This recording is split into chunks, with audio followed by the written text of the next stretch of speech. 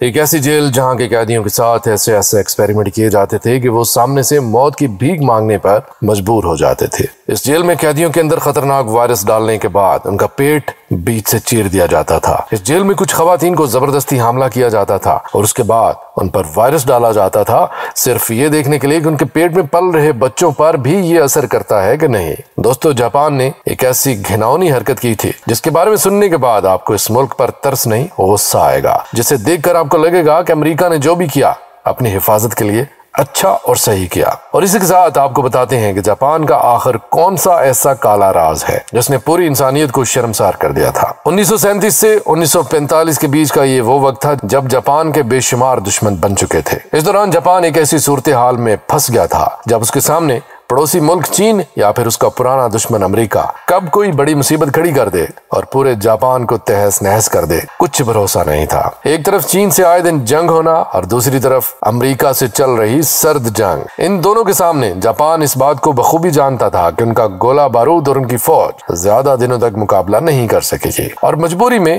انہیں بیچ کا ایسا خطرناک رستہ نکالنا پڑا جو انسانیت کو شرمسار کر دیتا ہے۔ مشکلوں سے لڑتے ہوئے جاپان کی رہی سہی طاقت بھی اب آہستہ آہستہ جواب دے رہی تھی کہ تبھی جاپان نے ایک ایسا قدم اٹھایا جو آپ سب کو سوچنے پر مجبور کر دے گا کہ کیا اس کے علاوہ اور کوئی رستہ نہیں تھا۔ اس خفیہ مشن کے لیے منصوریا کے پاس ایک جگہ کا انتخاب کیا گیا جس کا نام دیا گیا یونٹ 731۔ یہ 6 کلومیٹر پر پھیلا ہوا ایک ایسا علاقہ تھا جہاں پر 100 سے بھی زیادہ بلڈنگیں تھیں اور بلڈنگ کے بیچوں بیچ 2 جیلیں بنی ہوئی تھی۔ دستاویزات بتاتے ہیں کہ یہاں پر تقریباً 1 لاکھ سے بھی زیادہ قیدی جانوروں کی طرح رکھے جاتے تھے اور ان پر طرح طرح کے ایکسپیریمنٹ بھی کیے جاتے تھے، صرف یہ جاننے کے لیے کہ ان کی موت کیسے ہوگی۔ یہاں پر الگ الگ طرح کی بیماریوں کی جانچ کی جاتی تھی اور ان کو آزما کر یہ دیکھا جاتا تھا کہ یہ بیماری کسی شخص کے اندر کتنی دیر میں اثر کرتی ہے اور اسے کس حد تک ٹارچر کرتی ہے۔ دوستو، یقین مانیے ان کا یہ طریقہ اتنا دردناک تھا کہ کسی بھی شخص کی روح کانپ جائے۔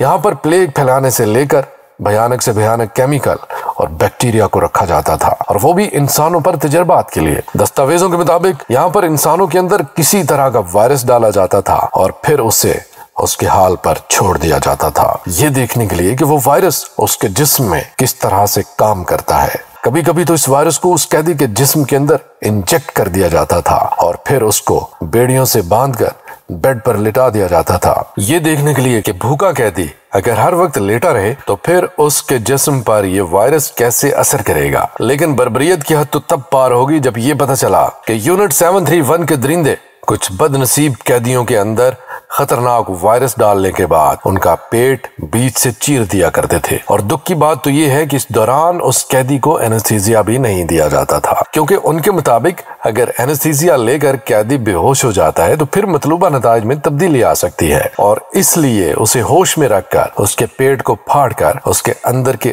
آرگنز کو دھیرے دھیرے سڑتے گلتے ہوئے دیکھا جاتا تھا، اور کبھی کبھی تو زندہ قیدی کو ہوش و حواس میں ہی اپنی آنتیں کٹوانا پڑتی تھی، اور اس کو تب تک زندہ رکھا جاتا تھا جب تک کہ اس کا سارا خون بہ نہ جائے اور اس کی تڑپ تڑپ کر موت نہ ہو جائے۔ لیکن یہ ان کے ظلم کی محض ایک جھلک ہے۔ ان کے مظالم کے اوپر کئی کتابیں لکھی جا سکتی ہیں۔ وہ اس قسم کے ظلم ڈھاتے تھے کہ انسانیت لرز جائے۔ کبھی کبھی تو قیدی کو ایک ایسے کیس میں ڈال دیتے تھے جس کا پریشر دھیرے دھیرے بڑھتا ہی جاتا، اور ایک وقت ایسا آتا کہ وہ پریشر انسانی جسم کے چیتھڑے اڑا دیتا اور انسانی جسم اس پریشر کے سبب پھٹ جاتا۔ وہ لوگ مشین کے اندر پریشر کو تب تک بڑھاتے رہتے تھے جب تک وہ قیدی زندہ رہتا تھا اور اپنے جسم کے ریشے ریشے کو پھٹتا دیکھتا، اور درد کو تب تک جھیلتا رہتا جب تک اس کی موت نہ ہو جاتی۔ اس کے علاوہ یہاں پر ایک روٹیٹنگ چیمبر بھی موجود تھا جو تب تک گھومتا رہتا جب تک اس کے اندر موجود قیدی مر نہ جائے۔ وہ قیدی چیختے چلاتے پر ان کی چیخوں کا ان جلادوں پر کوئی بھی اثر نہیں ہوتا تھا۔ ان سب میں سب سے بڑا ظلم خواتین کو جھیلنا پڑا، کیونکہ اس جیل میں کچھ خواتین کو زبردستی حاملہ بنایا جاتا تھا اور حاملہ بنانے کے بعد ان میں وائرس ڈالا جاتا تھا، صرف یہ دیکھنے کے لیے کہ کیا ان کے اندر انجیکٹ کیا گیا وائرس ان عورتوں کے پیٹ میں پلنے والے بچوں پر بھی اثر ڈالتا ہے، اور شدید درد کے باوجود بھی انہیں تب تک زندہ رکھا جاتا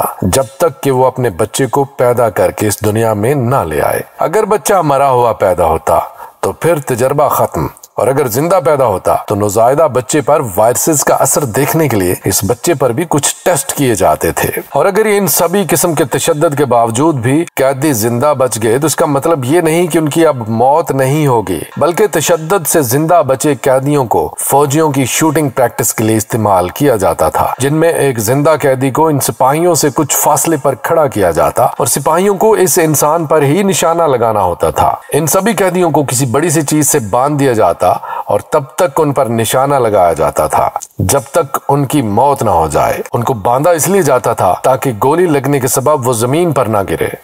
ان سبھی خوفناک کاموں میں سب سے بڑا کام اس دن ہونے والا تھا، کیونکہ جاپانیوں کا یہ مقصد تھا کہ وہ 2 بڑے بڑے جہازوں میں پلیگ پھیلانے والے جراثیم کو کیلیفورنیا کے اوپر چھوڑ دیں، جس سے اس پورے ایریا میں پلیگ پھیلنا شروع ہو جائے اور امریکہ کی صورتحال بد سے بدتر ہو جائے۔ یہ ان کا طریقہ تھا امریکہ کو پوری طرح سے کمزور کرنے کا، اور اگر امریکہ اس سچویشن پر کمزور ہو جاتا تو پھر وہ جو چاہے کر سکتے تھے، اور امریکہ کی اسی کمزوری کا فائدہ اٹھا کر جاپانی ان کو بھی بری طرح سے تباہ کر سکتے تھے۔ لگ بھگ 8 سال کی تیاریاں اپنے عروج پر تھیں اور کامیابی سے کچھ ہی دوری پر تھیں کہ اچانک سے 6 اور 9 اگست 1945 کے دن جاپان کے ہیروشیما اور ناگاساکی 2 علاقوں میں امریکہ نے ایٹم بم گرا دیے، جس کے سبب جاپان کے ان شہروں کی آبادی کافی حد تک ختم ہو گئے، بلکہ اس کے تابکاری اثرات نے جاپان کی آئندہ آنے والی نسلوں کو بھی متاثر کیا۔ جاپان سمجھ گیا تھا کہ اب اس جنگ کا کوئی فائدہ نہیں ہے، اور اسی لیے 15 اگست 1945 کے دن جاپان نے امریکہ کے سامنے سرنڈر کر دیا، اور اس کے ساتھ ہی اس کی 8 سال کی محنت ناکام ہو گئی۔ شکست خوردہ فوجیوں نے پوری کوشش کی کہ وہ منصوریہ میں موجود اس جگہ کو ہی تباہ کر دیں اور سبھی دستاویزوں کو جلا دیں تاکہ ان کا کوئی بھی راز کبھی بھی کسی کے ہاتھ نہ لگے۔ لیکن سچائی آخر کب تک چھپائی جا سکتی تھی، اور اس برے ترین حادثے کے 60 سالوں کے بعد وہیں کے ایک فوجی نے اس پورے پلان کا بھانڈا پھوڑ دیا، اور تب جا کر یہ سچائی دنیا کے سامنے آئی کہ جاپان کے ارادے کس حد تک خطرناک۔ انہی دستاویزات کے مطابق جاپان نے الگ الگ علاقوں میں کافی بڑی مقدار میں پانی اور ہوا کے ذریعے بیماریوں کو پھیلایا بھی تھا، جس سے کئی ہزار سے لاکھوں عام لوگوں کی اموات بھی ہوئی۔ اور کیونکہ یہ سبھی اعداد و شمار خفیہ ہیں، اس لیے کوئی بھی ان کے بارے میں کھل کر بات نہیں کرتا، لیکن شاید امریکہ کو جاپان کے اس پلان کے بارے میں پتا چل چکا تھا، اور اسی لیے انہوں نے سوچا ہوگا کہ اس سے پہلے کہ ہمارے لوگ تباہ ہو جائیں،